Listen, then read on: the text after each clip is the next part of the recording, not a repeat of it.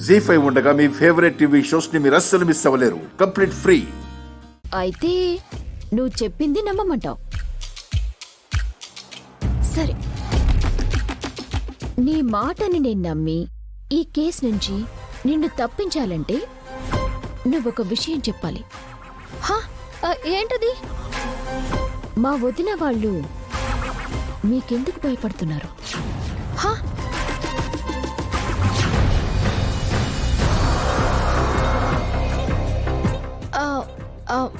నాకు తెలీదు.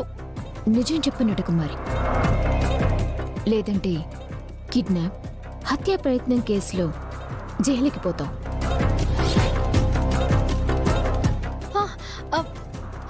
నేను నిజమే చెప్తున్నాను.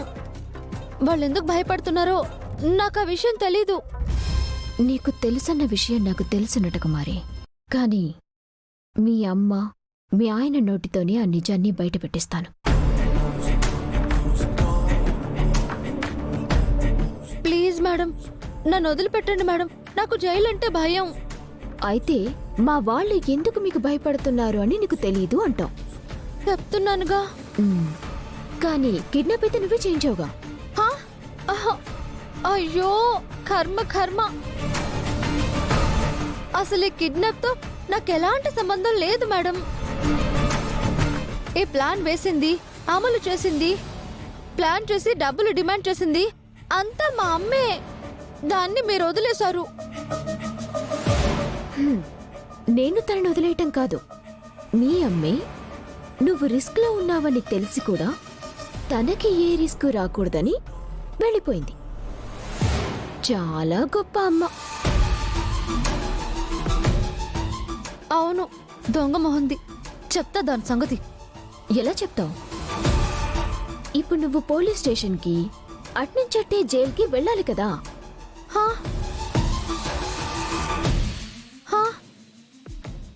మీకు దండం పెడతానండి, దారి వెతకండి. మీరేం చేయమంటే అది చేస్తాను. సరే అయితే, నువ్వు ఏ నిజాలు చెప్పక్కర్లేదు, జైలుకి వెళ్ళక్కర్లేదు, కానీ ఒక్క పని మాత్రం చేయాలి. ఏంటో చెప్పండి, చేసేస్తాను. మీ అమ్మ వాళ్ళు ఆర్డర్స్ వేస్తే మా వదిన వాళ్ళు ఎలా ఫాలో అవుతున్నారో అలా నేను ఎప్పుడు ఏది చెప్తే అది నువ్వు చేయాలి. అలా చేస్తే నన్ను జైలుకి పంపరుగా? పంపను, కానీ మాట తప్పావో ఇచ్చిన స్టేట్మెంట్ కోర్టులో ఉంటుంది, నువ్వు ఫోన్లో ఉంటావు. వద్దు. మీరు చెప్పినట్టు వింటాను. మీరేం చేయమంటే అది చేస్తాను. గుడ్.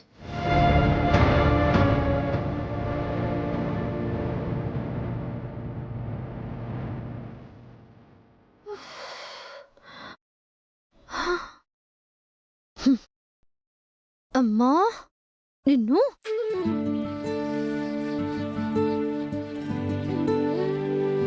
ఏంటమ్మా, పోలీసులు వచ్చారు, కిడ్నాప్ అన్నారు, కిడ్నాపర్స్ని పట్టుకుంటానన్నావు, కానీ ఎవరిని పట్టించకుండానే పోలీసులు పంపించేశావు. ఏంటమ్మా ఇదంతా? ఇదంతా నేనెందుకు చేస్తున్నానో ముందు ముందు మీకే తెలుస్తుంది మావయ్య. ఇక్కడి నుంచి అసలైన ఆట మొదలవుతుంది.